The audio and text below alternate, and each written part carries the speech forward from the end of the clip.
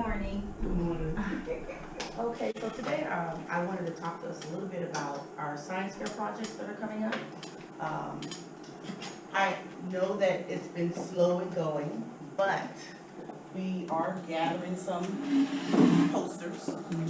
What we would like to do, or what our team, for us to actually judge and check over the actual projects, we still want to keep those dates of the November 5th and November 7th. So if something changes, just let us know so we'll know if we can get someone else to come in, others to come in to help us. Is everyone okay? Yes? Yes. Is everyone okay with that? With those Yes. dates? Okay. Missed call, November 7th is your consent. Yes. So it will be after. After It'll be you got after. that being said. We're flexible, so that's fine. Then I would like to talk to you about the data, our data checks. How are we coming along with our data checks? Okay, a little bit, somewhat. Okay, well, I understand that some of you really don't know Unified or performance matters testing. I kind of navigated over it just a little bit, and I pulled it up this morning so you can see exactly how we kind of navigate through Unified. So they have already posted the assessments online. I've been using it, but you know, as practitioners, we need to kind of infuse technology within our lessons and within, you know, just in our instruction. So what I've done was pull the assessments up. If you need to navigate, you're going to go through your employee portal. You're going to click on the applications. You'll scroll down to Performance Matters Testing. So Performance Matters Testing, you'll click on that. It'll automatically take you to Unified. Once you're in Unified, you look at the actual test that they have already uploaded, which is the district, which is there. And they'll tell you the dates when they were either downloaded or uploaded, okay? Now, we have to be careful because if there's a Unit 1, and if you have students who haven't taken the Unit 1, Unit 1 will be taken off. It only gives a certain window. So that means you would have to actually give them a paper-based test rather than the computer-based test, okay? I like to use the computer online test because it allows the students they're used to clicking and looking at their phones and using technology. So it's easier for them to go through, take the test, go back and flag a question. It's just as if they were taking a state assessment. So it teaches them how to actually get prepared for those tests. So you want to go to the test, you hit test, you can look at the reports. I'll look at reports as I can. The reports actually shows you an overview of how your students are actually doing. So I usually navigate down to my Unified. It'll tell me how many students I have, 160. It'll also tell me my the students that actually are on free or reduced lunch, which you know that we are a Title I school. Okay, and it'll show you those who are ESOL, it'll show you those students. At the same time, you want to click on the course. These are my courses. They're not in order if you say by period. You have to kind of flip-flop through it to find the period that you want to actually look at and navigate. Now, as I scroll up, I try to get the students to understand the color coding. If you have 3 different codes here, but the main ones we're looking at are the red, the yellow, and the green. The red states that, of course, the child is not proficient in that area, or for that standard.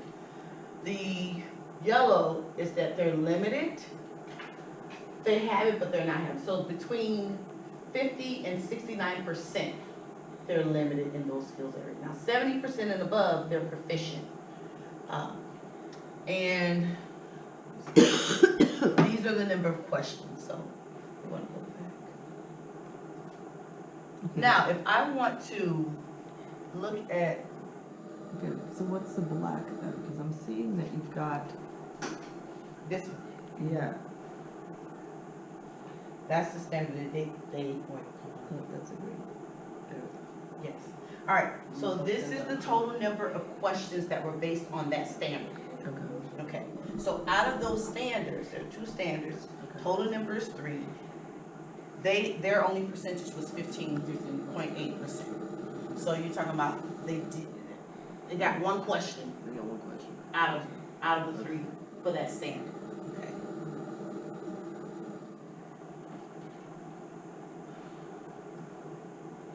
Let's go, because I like to, let me click on the student.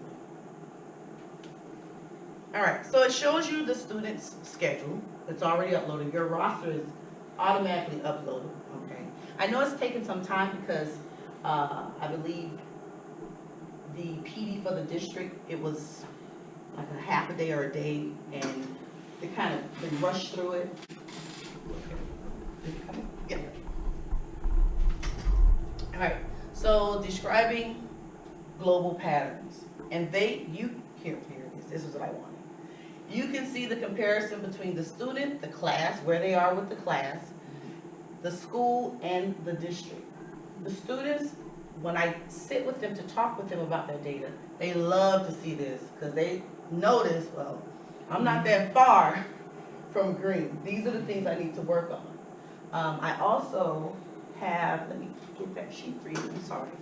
I have a sheet, my data tracker that I have, and I'll pass it around. I didn't make copies, but that's okay. And it has the unit assessments. There's a section there for unit assessments, and there's a section to where they can actually set their goals. Okay, as well as showing them the lowest benchmark, the lowest standard they did not perform. So what we want to do is try to get the students to actually know what goals they have. They have to be accountable instead of it falling back on us. What are the students accountable for? Okay. So they need to know exactly what standards they're not doing well on, what they need to work on, whether it's taking notes, whether it's staying after school just to find clarification and understanding, possibly reading back over that particular lesson with them, their parents, or either the teacher. Okay. So, but I just wanted to kind of get through this to kind of show you. Go back up to. This is our baseball card. Did it come up?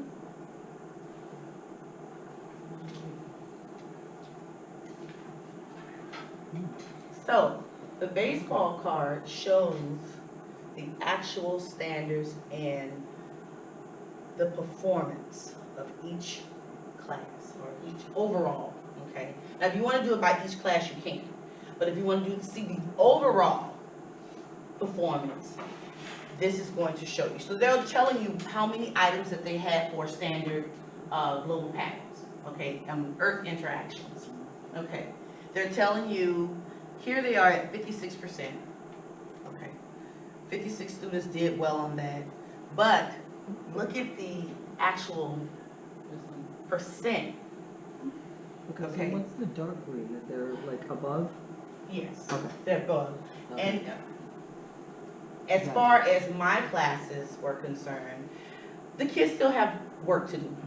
For this particular Earth interactions, weather and climate is one of the main standards that here in Florida that they focus on at the beginning of the school year. It is very, very, very large. It's very long. It's a lot to consume. So if we look at this, we're saying maybe it was a lot that the kids, we had to cover, because look at it, you took them out 1, 2, 3, 4, 5, 6, 7, 8. 8 standards that the students have to know. It's a lot to consume. Actually, And it's 9, because I think you got another page. Oh, yes. My board is off today. No. Yes, it's That's not. good. So it's a lot for them to take in, especially when they're transitioning from elementary to middle school. So I just basically wanted to show you this morning, and so we can kind of understand and navigate through performance-based.